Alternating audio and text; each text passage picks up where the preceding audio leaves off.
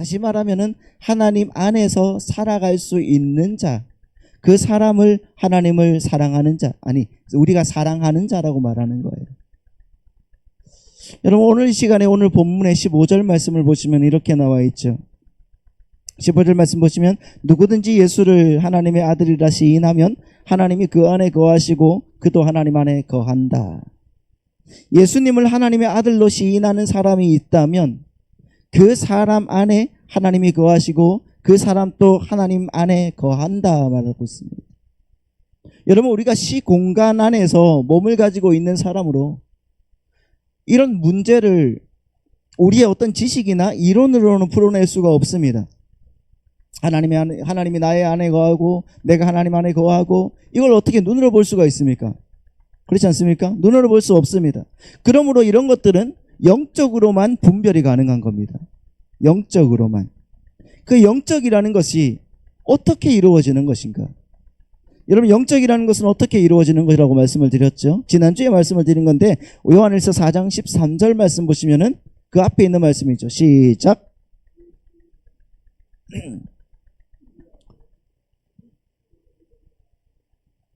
아멘. 그의 성령을 우리에게 주심으로 우리가 그 안에 거하고 그가 우리 안에 거하시는 줄 안다. 다시 말하면은 누가 있기에 우리가 이것을 분간할 수가 있다고요? 성령 하나님, 성령님을 우리에게 주심으로 우리가 그것을 알게 된다는 말이에요. 요한복음 14장 16절로 20절 말씀을 보시면 이렇게 나와 있어요. 거기에 14장부터 16장까지 성령에 대한 말씀이에요. 성령으로 쭉 나와 있는데 이 말씀을 한번 보시겠습니다. 내가 아버지께 구하겠으니 그가 또 다른 보혜사를 너희에게 주사 영원토록 너희와 함께 있게 하리니 그는 진리의 영이라 세상은 능히 그를 받지 못하나니 이는 그를 보지도 못하고 알지도 못함이라. 그러나 너희는 그를 아나니 그는 너희와 함께 거하시며 또 너희 속에 계시겠음이라. 내가 너희를 고와 같이 버려두지 아니하고 너희에게로 오리라. 조금 있으면 세상은 다시 나를 보지 못할 것이로되 너희는 나를 보리니 이는 내가 살아있고 너희도 살아있겠음이라.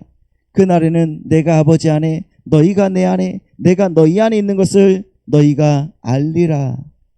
아멘. 예수님께서 이렇게 말씀하셨죠. 보혜사 성령님을 보내심으로 우리는 하나님의 사랑이 어떤 것인지 알게 된다는 것입니다. 하나님의 뜻이 무엇인지 알게 된다는 것이고 하나님 안에 거하게 되는 것이 어떤 것인지를 알게 된다는 것입니다. 그렇게 될 때에 우리가 하나님의 형상으로 살아갈 수가 있다는 것이고 그것이 곧 뭐다? 사랑이다 라고 말씀을 드렸던 거예요. 여러분 14절 말씀을 보시면은 어떻게 되어 있습니까? 아버지가 아들을 세상의 구주로 보내신 것을 우리가 보고 또 증거하였다 이렇게 말씀하고 있죠. 여기서 우리라고 말하고 있죠. 우리가 누굽니까? 우리가 아버지가 아들을 세상의 구주로 보내신 것을 우리가 보고 증거하였다. 우리가 여기서 우리는 사람들이 아니에요. 많은 사람들이 아니에요. 나를 포함하여서 많은 사람들 이것을 우리라고 하는 것이 아니라 여기에서 14절에서 우리라고 나온 것은 사도들을 말하는 거예요. 사도들이라고 말씀을 예전에 한번 드렸었습니다. 그러니까 성령이 임하셔서 사도들이 그 성령의 인도하심을 따라서 하나님의 말씀을 알게 되고 하나님의 형상으로 살아가는 것이 어떤 것인지를 알게 되고 그 사도들의 증거를 알게 되고 또한 믿는 사람들이 믿게 되는 것이죠. 생각을 해보십시오. 왜 아는 것과 믿는 것이 함께 가야 되냐고 하면은 아는 것과 믿는 것이 왜 함께 가야 하냐면 그 예수님의 그 가르침과 사도들의 증거와 상관없이 내가 상상한 바를 믿는다고 할 수가 있거든요. 그렇지 않습니까? 아무런 교리가 없이 내가 상상하고 막 꿈에서 막 나타난 거 아니면은 자다가 막 갑자기 뭐 환상 같은 게 막 보여가지고 뭐 이게 진짜인 것 같이 생각하는 사람들이 있기 때문이에요. 그러므로 사도들의 증거를 알고 믿는다는 거예요. 그러면 성령이 임해서 예수님께서 가르쳐 주신 것을 기억도 나게 하시고 그 뜻을 알게도 하시고 또 믿게도 하신 내용이 뭐냐고요. 성령께서 임하셔서 예수님께서 가르쳐 주신 것을 기억나게 하시고 그 뜻을 알게 하시고 믿게도 하신 것이 뭐냐? 그 내용들이 뭔가? 그게 바로 예수님이 하나님의 아들이라는 사실이라는 겁니다. 그렇지 않습니까? 더 구체적으로 말하면은 십자가에 못 박혀 죽으신 예수님이 주와 그리스도이시고 살아계신 하나님의 아들이시라는 겁니다. 이것을 시인하는 자는 하나님이 저 안에 거하시고 저도 하나님 안에 거한다고 말하는 거예요. 자, 이런 고백이 있는 자들이 있다는 것은 예수님께서 요한복음 14장에서 약속하신 말씀을 이루고 계신다는 증거예요. 자, 오늘 본문의 14절 말씀을 한번 보시죠. 17절 말씀을 다시 한번 보시죠. 갑자기 14절이 떠가지고 17절 말씀 상반절을 보시면 이렇게 나와 있습니다. 같이 읽을까요? 시작. 이로써 사랑이 우리에게 온전히 이루어진 것은 이로써 사랑이 온전하게 우리에게 이루어졌다라고 말하고 있죠. 이로써. 그러니까 사랑이 우리에게 온전하게 이루어진 것은 예수님이 하나님 안에 거하시고 하나님이 예수님 안에 거하시는 그 온전한 사랑을 우리에게 넣어주셨다는 말인 거예요. 그러면 어떻게 그 사랑 안에 우리를 넣어주신 것인가? 어떻게 우리 안에 그 사랑 안에 우리를 넣어줄 수가 있어요? 그것은 예수님께서 홀로 십자가를 지시고 부활 승천하셔서 약속하신 성령을 보내심으로 우리가 이제 그리스도 안에 그리스도가 우리 안에 계시게 됨으로 온전한 사랑을 이루게 된 거란 말입니다. 우리는 성령이 오심으로 알고 믿게 되었을 뿐이라는 거예요. 다시 말하면은 우리가 온전한 사랑을 이루어낸 것이 아니라 순전히 하나님께서 온전한 사랑을 이루어내셨고 그 사랑 안에 우리가 들어오게 된 거란 말이에요. 그렇지 않습니까? 그래서 여러분 17절 하반절 말씀을 보시면 이렇게 나와 있어요. 같이 읽을게요. 시작. 우리로 심판날에 담대함을 가지게 하려 함이니 주께서 그러하심 같이 우리도 이 세상에서 그러하니라. 아멘. 우리로 심판날에 담대함을 얻게 하신다. 무엇 때문에 심판날에 담대함을 얻게 하십니까? 네? 온전한 하나님의 사랑 때문에 담대함을 얻는 거예요.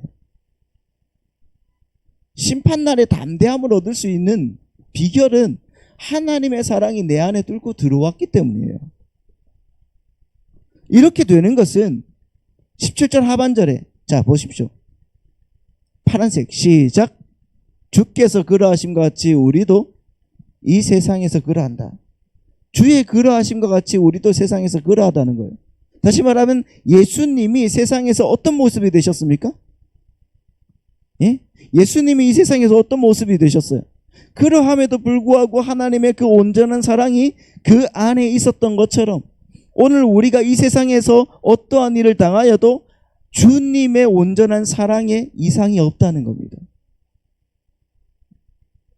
우리가 세상에서 두려워하는 이유가 뭐죠? 세상에서 두려워하는 이유가 뭡니까? 두려움이 많지 않습니까? 우리의 삶 속에. 근데 두려워하는 이유가 뭐냐고요? 내가 가지고 있는 것을 빼앗길까 봐서 두려운 겁니다. 그렇지 않습니까? 내가 갖고 있는 요만한 거 하나 빼앗길까 봐서 두려운 거예요. 내가 원하는 것을 내지 못할까 봐 또한 두려운 겁니다. 더 궁극적으로는 죽음도 두렵고 죽음 이후의 심판도 두려운 겁니다. 이런 두려움이 최초로 나타나는 곳이 어디일까요? 역시 에덴 동산입니다. 아담과 하와가 범죄하기 전에는 두려움이 없었어요. 그렇지 않습니까? 두려움이 없는 곳이었습니다. 에덴 동산은. 그런데 아담과 하와가 선악과를 따먹고 범죄한 이후에 하나님이 아담을 찾을 때 하나님 뭐라고 하셨습니까? 아담아 어디 있느냐 그랬을 때 아담이 뭐라고 했어요? 하나님 내가 벗었으므로 두려워하여 숨었나이다. 두렵다고 했어요. 그러면 여러분 이 두려움이 뭔가? 이 두려움이 뭘까요? 두려움이 어떤 거길래요? 자, 여기에서 히브리서에서 잘 나타나거든요. 히브리서 2장 5절로 18절 말씀인데 좀 긴 말씀인데 한번 같이 한번 읽어보도록 하겠습니다. 시작. 하나님이 우리가 말하는 바 장차 올 세상에 천사들을 복종하게 하심이 아니니라. 그러나 누구인가가 어디서 증언하여 이르되 사람이 무엇이기에 주께서 그를 생각하시며 인자가 무엇이기에 주께서 그를 돌보시나이까. 그를 잠시 동안 천사보다 못하게 하시며 영광과 존귀로 관을 씌우시며 만물을 그 발 아래 복종하게 하였으니 만물로 그에게 복종하게 하셨은즉 복종하지 않은 것이 하나도 없어야 하겠으나 지금 우리가 만물이 아직 그에게 복종하고 있는 것을 보지 못하고 오직 우리가 천사들보다 잠시 동안 못하게 하심을 입은 자 곧 죽음의 고난 받으심으로 말미암아 영광과 존귀로 관을 쓰신 예수를 보니 이를 행하심은 하나님의 은혜로 말미암아 모든 사람을 위하여 죽음을 맛보려 하심이라. 그러므로 만물이 그를 위하고 또한 그로 말미암은 이가 많은 아들들을 이끌어 영광에 들어가게 하시는 일에 그들의 구원의 창시자를 고난을 통하여 온전하게 하심이 합당하도다. 거룩하게 하시는 이와 거룩하게 함을 입은 자들이 다 한 근원에서 난지라. 그러므로 형제라 부르시기를 부끄러워하지 아니하시고 이르시되 내가 주의 이름을 내 형제들에게 선포하고 내가 주를 교회 중에서 찬송하리라 하셨으며 또 다시 내가 그를 의지하리라 하시고 또 다시 볼지어다 나와 및 하나님께서 내게 주신 자녀라 하셨으니 자녀들은 혈과 육에 속하였음에 그도 또한 같은 모양으로 혈과 육을 함께 지으심은 죽음을 통하여 죽음의 세력을 잡은 자 곧 마귀를 멸하시며 또 죽기를 무서워함으로 한평생 매어 종노릇하는 모든 자들을 놓아주려 하심이니 이는 확실히 천사들을 붙들어 주려 하심이 아니요 오직 아브라함의 자손을 붙들어 주려 하심이라. 그러므로 범사의 형제들과 같이 되심이 마땅하도다. 이는 하나님의 일에 자비하고 신실한 대제사장이 되어 백성의 죄를 속량하려 하심이라. 그가 시험을 받아 고난을 당하셨은즉 시험 받은 자를 능히 도우실 수 있느니라. 아멘. 보십시오. 하나님께서 장차 오는 세상을 천사들에게 복종하게 하시는 것이 아니라, 그렇죠? 예수님께서 복종하게 하신다는 거예요. 예수님께 복종하게 하신다는 거예요. 천사들에게 복종하게 하시는 것이 아니라 예수님께 복종하게 하시는 거예요. 잠깐 동안 천사보다 못하게 하셨지만 영광과 존귀로 관을 씌우시고 또 만물이 그 발 아래 복종하게 하셨다고 합니다. 여러분, 지금은 만물이 저에게 복종하는 것을 보지 못합니다만 이미 여러분 묵시세계에 있어서는 이루어진 사실이라는 거예요. 그렇지 않습니까? 그 계시 안에서는 다 이루어졌다는 것입니다. 이것을 믿는 사람은 성령이 임한 자만이 믿게 된다는 거예요. 하나님이 보내신 성령이 우리 안에 거하심으로 말미암아 그 믿음이 우리 안에 떨어짐으로 말미암아 믿게 된다는 거예요. 이렇게 되기 위해서는 예수님께서 죽음을 맛보셨습니다. 만물의 원인이 되시는 주님께서 많은 아들을 이끌어 영광에 들어가게 하시는 일에 주님을 고난으로 온전하게 하셨다는 거예요. 이 고난은 여러분 14절 말씀 히브리서 아까 몇 장이었죠? 그 2장 14절 말씀을 보면은 자녀들이 혈과 육에 속하였기 때문에 같은 모양으로 오셔서 사망으로 말미암아 사망의 세력을 잡은 자 마귀를 없이 하시며 또 죽기를 무서워함으로 일생에 매여 종노릇하는 모든 자들을 놓아주려 하십니다. 이렇게 말씀하고 있잖아요. 그러므로 사람들이 일생 동안 죽음의 종노릇을 하고 있다는 거잖아요. 나는 죽으면 안 돼. 나는 실패하면 안 돼. 내 남편은 무조건 성공해야 돼. 아니, 내 남편에 대한 기대가 이미 사라졌다면 우리 자식만이라도 성공해야 돼. 이것이 다 죽기를 무서워함으로 일생 동안 종노릇하고 있는 모습이라는 거예요. 아닙니까? 여러분, 이런 자들을 예수님이 대신 고난 받으심으로 구원하시고 충성된 대제사장이 되셔서 백성의 죄를 구원하신 것이란 말입니다. 또한 고난을 받으시고 시험을 당하셨기 때문에 시험 받은 자들을 능히 도우실 수가 있다고 말씀하고 계시잖아요. 그러므로 여러분, 우리가 어디에 머물러 있어야 두려움이 없이 담대하게 살아갈 수가 있는가? 담대할 수가 있는가? 어디에 머물러 있어야 돼요? 나에게 머물러 있어야 됩니까? 아니라는 겁니다. 나의 능력이 아니에요. 나의 의도 아니란 말입니다. 나의 재산이 나를 지켜주지 못한다는 말입니다. 나의 이력서가 나를 안전하게 지켜줄 수가 없습니다. 여러분, 우리는 오직 예수 그리스도의 피가 우리의 영원한 피난처가 된다는 것을 기억해야 됩니다. 그 안에서 우리는 하나님의 사랑을 알고 그 사랑을 믿게 되는 거란 말이에요. 어디 안에서? 그 피 안에서. 예수 그리스도의 피 안에서. 그 저주 받으심 안에서. 그 십자가의 저주 받으심 안에서 다시는 심판과 저주가 우리에게 없다는 것입니다. 비록 여러분, 이 땅에서 우리 여러 가지 환난을 당하지만 그것이 하나님의 사랑에서 끊어낼 수 없기 때문에 어떤 환난과 핍박 가운데서도 우리는 담대할 수가 있다는 것을 기억하시기 바랍니다. 담대할 수 있습니까? 제가 어렸을 때 제일 두려웠던 것이 바로 지옥입니다. 자꾸 지옥 간다 하니까. 아닙니까? 죄를 지으면 지옥 간다는 말이 제일 무섭고 두려웠어요. 그래서 열심히 교회를 다녔습니다. 어렸을 때부터 모태신앙이니까 계속 교회는 다녔지만 그 두려움은 사라지지 않아요. 왜 그런가 하면 여러분, 아무리 노력을 해도 죄를 스스로 이길 수 있는 능력이 없기 때문입니다. 물론 여러분, 노력하는 만큼 다른 사람과 비교하면 착하다는 소리를 들을지는 몰라도 마음속으로도 짓는 그 죄도 같은 죄라는 설교를 늘 듣고 자랐으니 여러분, 날마다 저는 두려움에 살았어요. 그러니까 여러분, 온갖 고민과 타협이 다 내 속에서 나오는 거예요. 어떻게 하면 지옥에 안 갈까? 이렇게 하면 안 갈까? 저렇게 하면 이미 죄를 지었는데 어떻게 하나? 이렇게 하면 되겠다. 무슨 뾰족한 수도 없는데 계속 제 머릿속에는 어떻게 하면 되지? 이런 생각으로 자라는 겁니다. 왜 그럴까요? 왜 그런지 지금 생각을 해보면은 그때 당시 십자가의 대속의 능력을 너무 몰랐던 겁니다. 여러분, 다시 16절 말씀을 보시죠. 오늘 보면 16절 말씀 보시면 이렇게 나와 있습니다. 하나님이 우리를 사랑하시는 사랑을 우리가 알고 믿었노니 하나님은 사랑이시라. 사랑 안에 거하는 자는 하나님 안에 거하고 하나님 또 그 안에 거한다 말씀하고 있죠. 하나님이 우리를 사랑하시는 그 사랑을 우리가 알고 믿었다.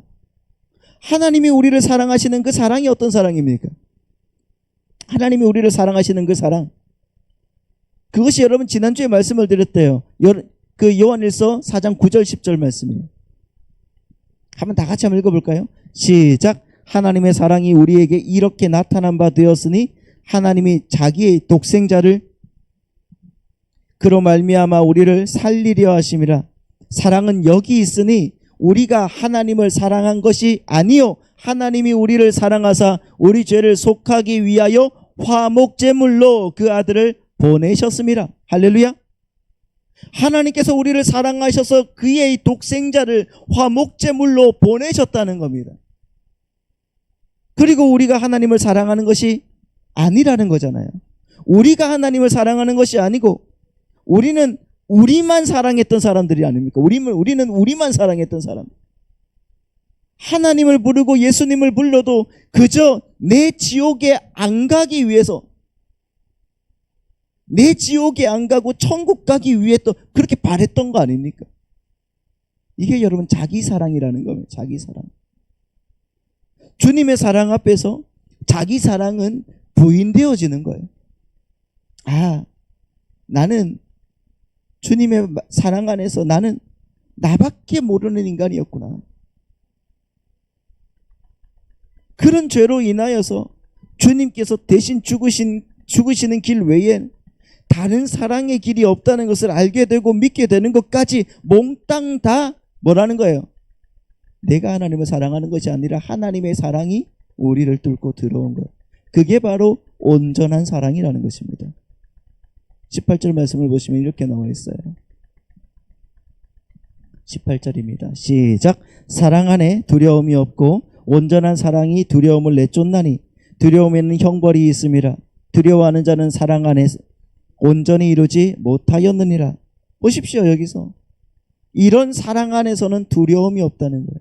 두려움이 없습니다. 온전한 사랑이라는 것은 내가 무엇을 잘하고 못하고의 문제가 아니죠. 온전한 사랑이라는 것은 내가 무엇을 잘하고 잘 못하고 해서 그분에게 뭔가를 드리고 안 드리고의 문제가 아닙니다. 우리가 아직 죄인 되었을 때에, 하나님과 원수 되었을 때에 우리를 사랑하셔서 자기 아들을 화목제물로 내어주신 하나님께서 그 아들을 피로 값주고 사신 자기 백성들을 끝까지 온전하게 구원해 주시는 것은 자기 아들의 피의 공로를 헛되지 않게 하시는 아버지의 사랑이라는 것입니다. 그러니까 여러분, 우리 사랑이 최종 목표가 아니라 하나님의 사랑의 최종 목표는 뭐라는 거예요? 나를 사랑하는 것이 아니라 아버지께서 자기 아들을 사랑하시는 거예요. 자기 아들을 사랑하시니까 그 아들의 피를 보고서 우리를 끝까지 사랑해 주시는 거거든요. 여러분, 오해하지 마십시오. 하나님의 사랑은 나에게 국한되어 있는 것이 아니라 하나님 자신에게 국한이 되어 있어요. 그래서 하나님은 예수 그리스도를 사랑하시는 거예요. 예수 그리스도를 사랑하시기 때문에, 그래서 성경에서 요한복음을 쫙 읽어보십시오. 아버지와 내가 사랑하기 때문에 그 사랑으로 인하여서 내가 사랑하는 저들을 구원해 주십시오, 사랑해 주십시오라고 얘기해요. 아닌 것 같으세요? 하나님과 1대1이 아니라 1대1은 하나님과 예수님이세요.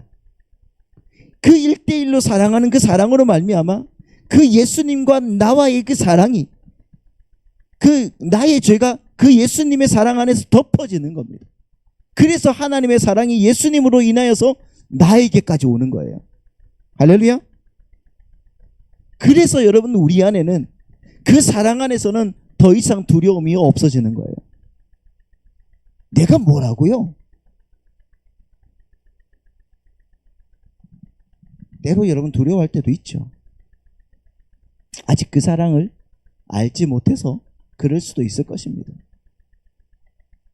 출애굽을 할 때, 그 출애굽기에서 출애굽을 할 때 이스라엘 백성들이 6월절 밤에 어린 양의 피를 이제 바르잖아요. 그렇죠. 임반과 문설주에 바를 때 그때 막 두려워한 자들이 있었지 않겠습니까?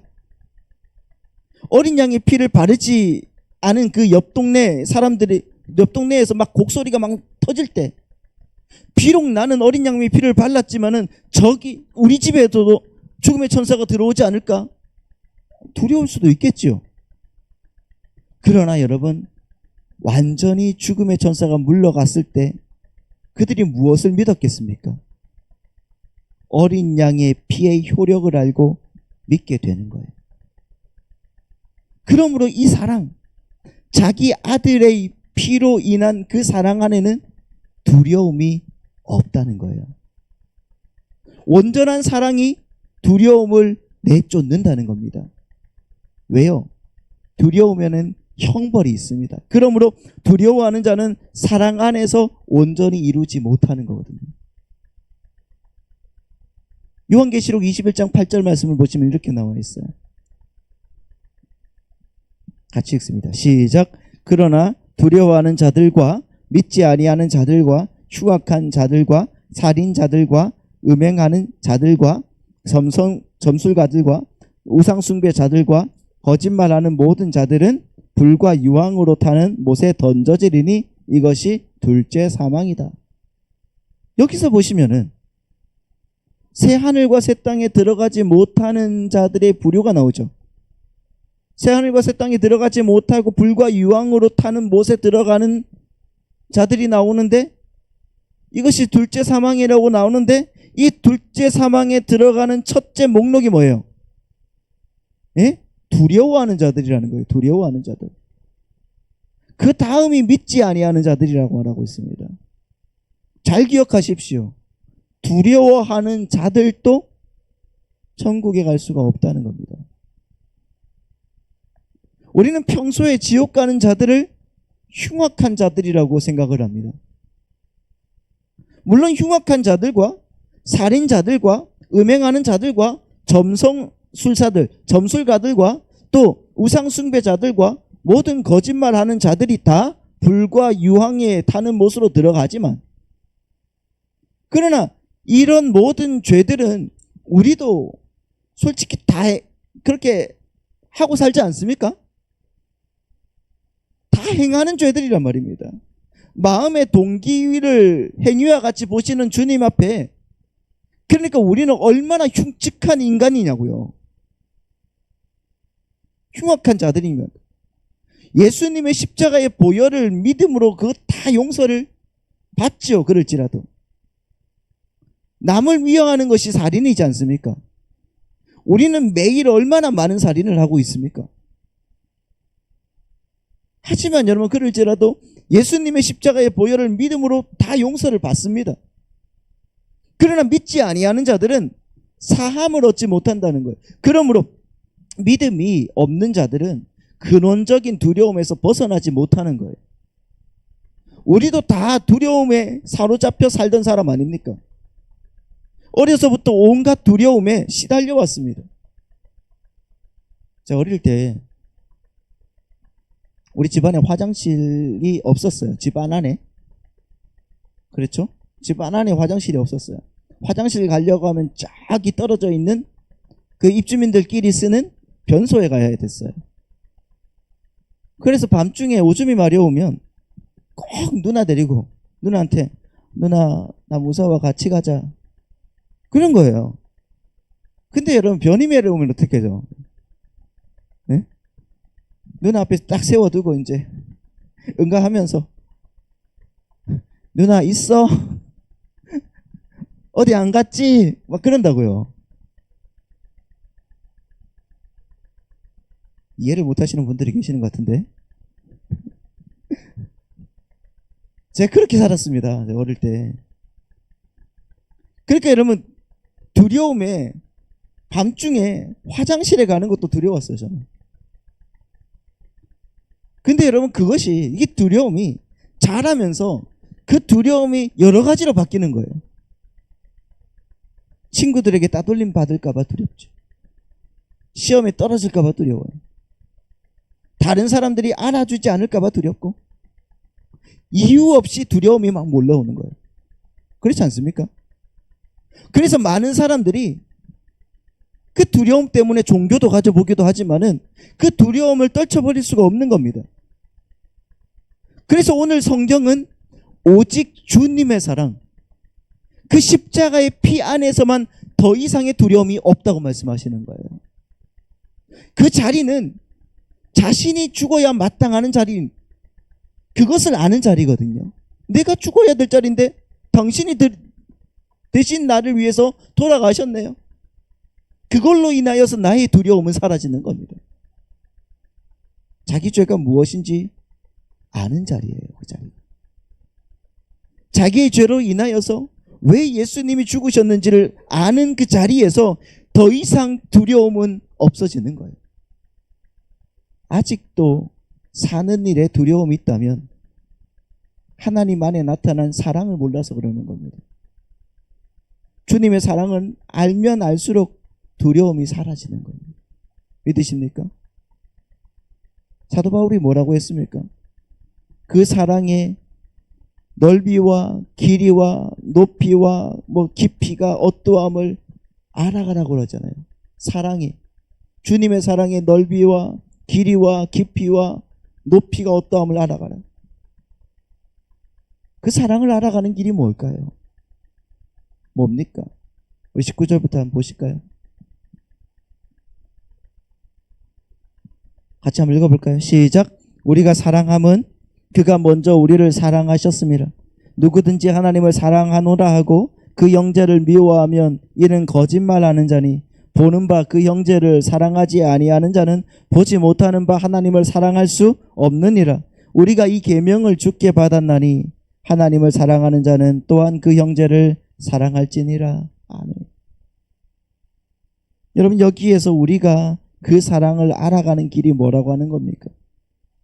우리가 주님의 그 사랑을 알아가는 길이 뭐라고 그래요? 눈에 보이는 형제를 사랑하는 거래요.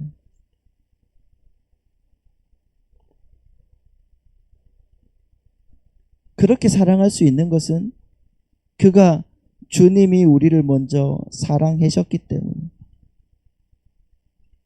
그렇잖아요. 주님이 먼저 우리를 사랑하셨기 때문에 그렇게 된다는 거예요. 연못에 그 한가운데 돌멩이 하나를 딱 던지면은 그 물결이 끝까지 확 밀려가죠. 주님으로부터 나온 그 사랑이 우리 안으로 뚫고 들어오면 반응이 아니 나타날 수가 없다는 겁니다. 안 그렇습니까? 그러므로 눈에 보이는 형제를 사랑하지 않으면서 보이지 않는 하나님을 사랑한다는 것은 거짓말이라고 말하는 겁니다. 말씀 앞에 우리는 또 두렵지 않습니까? 그러나 이 두려움도 이길 수 있는 능력이 주님의 온전한 사랑 안에 들어있다는 것 또한 믿으시기 바랍니다. 우리가 하나님을 사랑한 것이 아니에요. 그러면요, 하나님이 우리를 사랑하셔서 독생자를 주셨다는 그 같은 고백을 하는 형제를 어떻게 여러분 우리가 사랑하지 않을 수가 있겠습니까? 같이 고백하는데